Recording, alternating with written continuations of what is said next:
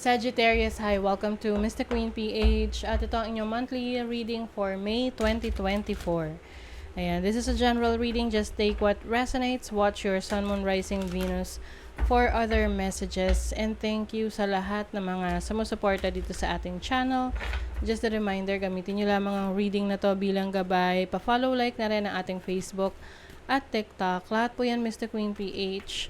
Like, share, subscribe, turn on post notifications para lagi kayong updated sa ating mga readings. And if you're interested in private readings, meron tayong link sa description at sa pinned comment. Paki-check nyo na lang. Ayan, let's see Sagittarius monthly reading. What's coming to you ngayong May 2024 for Sagittarius? Okay. Romance. Wow. Romance.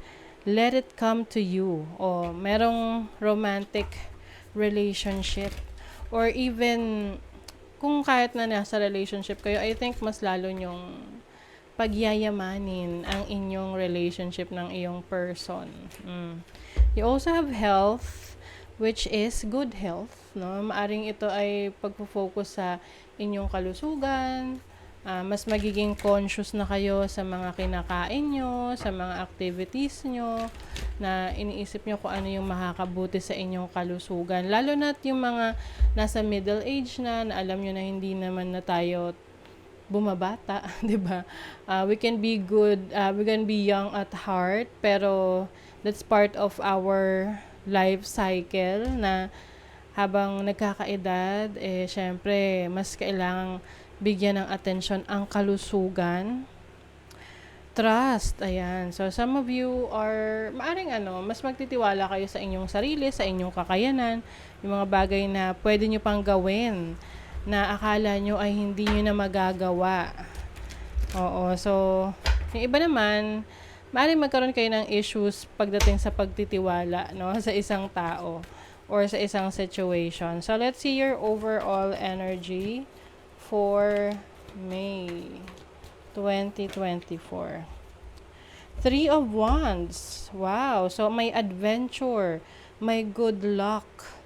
Taking action. So, I think yung iba sa inyo, may mga plans kayo na gustong gawin ngayong May na talagang inip na kayo na gusto nyo nang gawin. Yung iba parang, alam mo yung feeling na init ka na, gusto mo na mag-swimming. Ayan, ganon. So, some of you, pwedeng merong travel opportunities. You will go on an adventure with your person or with your family or with your friends. Some of you naman, this is about expansion growth and expansion. So, maaring merong paglago, pag-unlad, no, sa inyong career, sa inyong business, or even your soul's growth, no? So, you're finally taking action. Ito yung mga plano mo na hindi mo nagagawa noong nakaraan. At ngayong May, finally, gagawin mo na. So, your challenge is the Two of Wands. Ayan, plans, partnership, influence. So, ang challenge sa'yo, pagdating sa mga plano na gagawin mo, mas maganda na, yung ready ka, no? Ready ka sa mga pwedeng mangyari. Minsan kasi, basta lang natin gagawin nang hindi natin pinag-iisipan. So, ang challenge sa'yo is kung paano mo paghahandaan yung mga plano mo. Kahit ano pa yan, even yung pag-swimming, paano mo paghahandaan yan. Syempre, may mga ipe-prepare ka for that. Some of you naman, maaring ang isa sa challenge ninyo ngayong May is yung pagpili ng best for you. So, yung iba, maaring may dalawa kayong kino-consider, dalawang relationship, dalawang tao, dalawang situation, dalawang trabaho, career opportunities, na medyo mahihirapan kayong pumili. So, ayan yung time na kailangan nyo nang gamitin ang inyong instinct. Kumbaga, sundan nyo yung gusto nyo talaga. So, your opportunity is the Three of Pentacles. So, the Three of Pentacles is about success, enterprising. I think you are discovering your talents, no? Kumbaga, alam mo na talented ka na and mas marami ka pang nadidiscover na talents or abilities na alam mong pwede mo pang i-improve. And this will bring you more opportunities, no? Lalo na sa career, sa business, things are going to be successful. And I feel like kasi mas forward-looking ka, no? Kumbaga, ang kumbaga futuristic yung iniisip mo.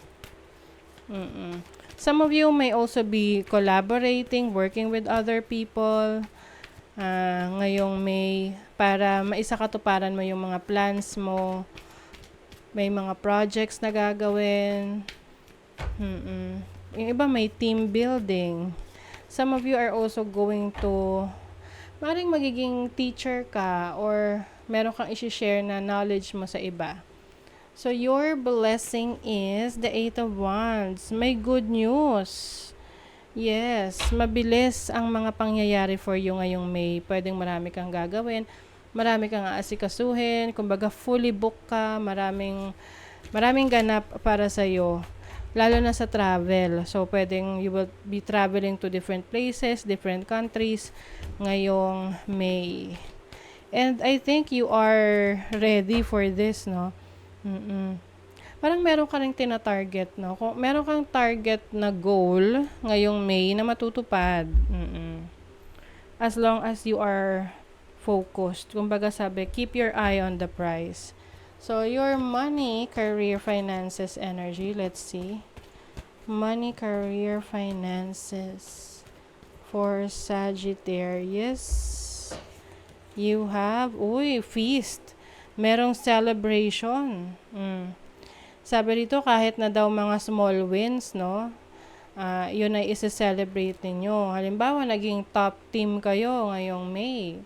Or meron kayong na-achieve na goal para sa trabaho, business, or career ninyo.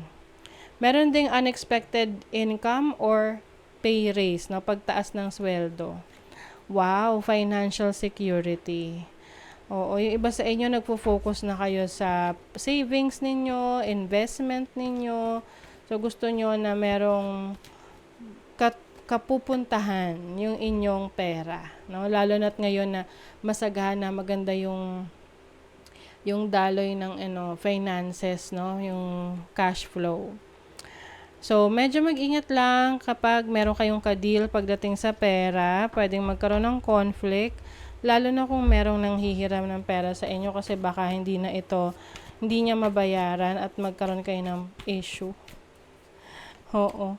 May, diba? Three of Swords, may misunderstanding about money. So, some of you pwede dong, dahil nakikita nila na meron kang kakayanan, no, na mag-generate ng money. Kumbaga, some of you, maaring i-take advantage kayo ng ibang tao or ito yung sila kung sino pa yung malalapit na tao sa buhay mo. Yan. Tapos, parang meron sa inyong ibibigay na mas maraming responsibilities. Like for example, sa family, no? Minsan yan yung toxic Filipino culture na kung sino yung mas nakakaangat sa buhay.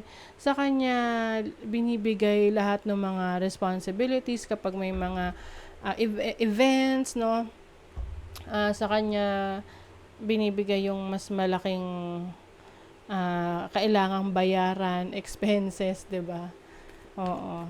So, let's see naman sa love. Uy, may game over. Yung iba sa inyo, meron kayong tatapusin na codependent relationship. Yung tipong nakaasa na lang sa inyo. Kumbaga nagsistay sa relationship dahil meron siyang benepisyo sa'yo. Maaring iyan yung marirealize mo.